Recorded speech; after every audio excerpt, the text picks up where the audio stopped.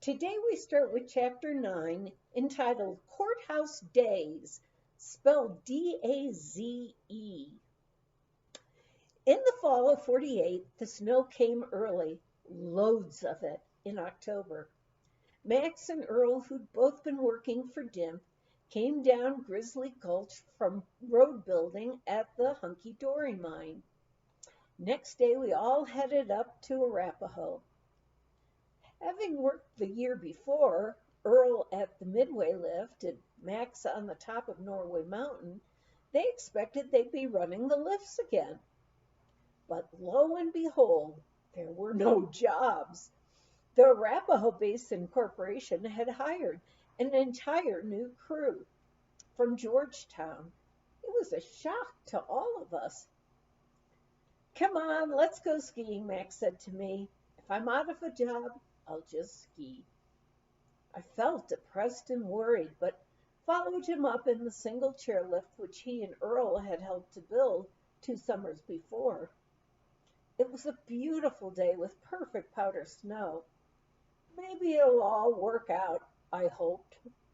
Soon we found ourselves laughing and forgetting everything but the aliveness of floating down, down through the fantastic snow. We had stopped to rest in the bowl of the Davis Trail when a tall blond man skied up to us. We had watched him earlier, and I had remarked to Max that this fellow must be a racer.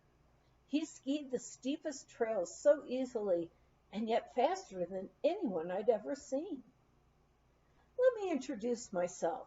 I'm Willie Schaeffler." He took off his glove and we all shook hands.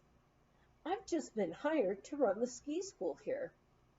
I watched you skiing, Max, and wondered if you would like to teach for me. I heard from someone that you have passed the ski instructor certification." Willie explained that since he had already accepted the position as ski coach of the Denver University ski team, he really needed someone capable of teaching for him up here at Arapahoe. "And," he promised, "you'll be my head instructor. If possible in the future, maybe a co-director." "What luck, Max," I said.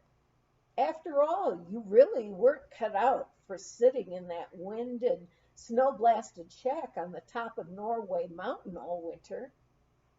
Our early fall skiing was off to a good start. Now, everyone was talking about the upcoming election.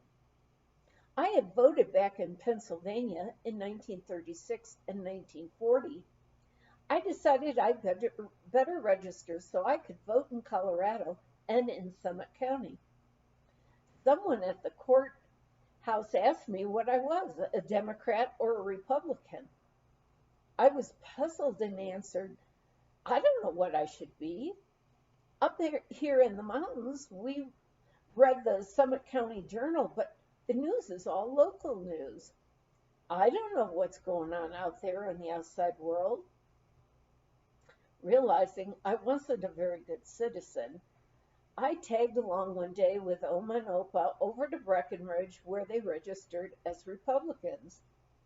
I felt I'd like to be an independent, so I put down no affiliation. Opa said, "You should be something, Edna. Otherwise, you'll be a mugwump." "What on earth is a mugwump?" I asked. "It's a bird," Opa laughingly informed me, "who sits on the political fence with his mug on the one side and his wump or tail on the other." Even so, I thought, I'll wait a while and see which side of the fence to choose. I was aware that Opa had agreed to run for the office of county clerk and recorder. I had promised him I would be his deputy until the next spring, if he won, when he was sure he could find someone to take my place. With the 2 children at home and Rolf just starting first grade, we felt that 3 months would be all I should work. Since I could type, it would be a help as the office had no photostat or copy system. We really felt Opa needed the job. He had spent everything on the house and helping us with building our basement, the well, and the squared timber wing at Ski Tip. Winning the election became important to the whole family.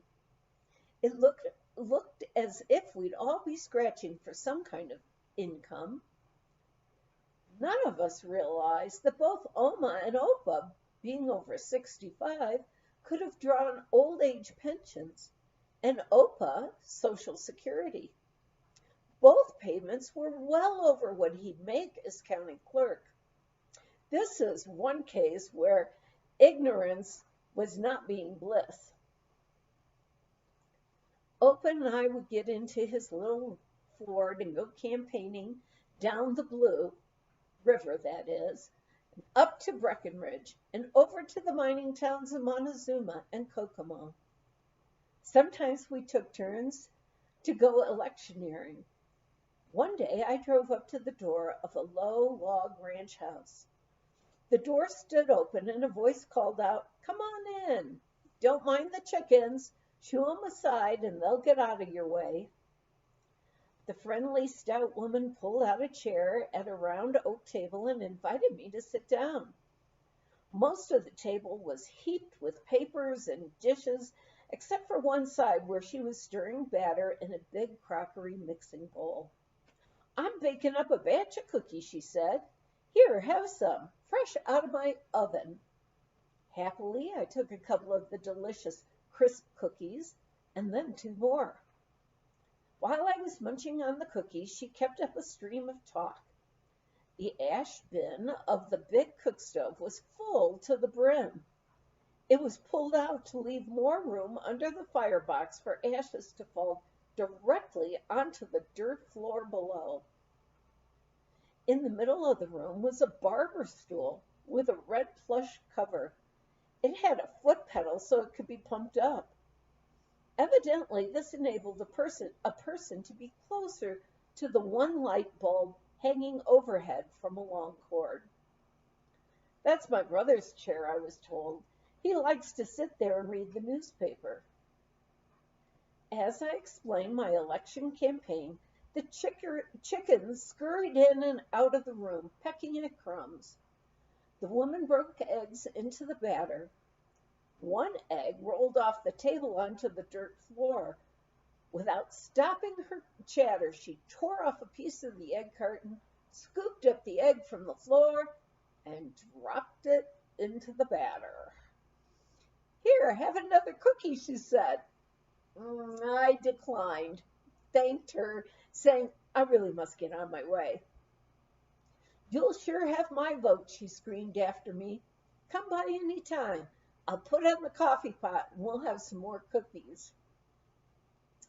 At the end of a long Sunday of campaigning, Opa and I were greeted by a sun-bronzed rancher. "Running for county clerk and you want my vote, Mr. Dercum? Guess you know you're not very well known around here." Then his eyes crinkled as he smiled. "But on the other hand, maybe your opponent is too well known." I guess that's how we won the election, and by a comfortable margin.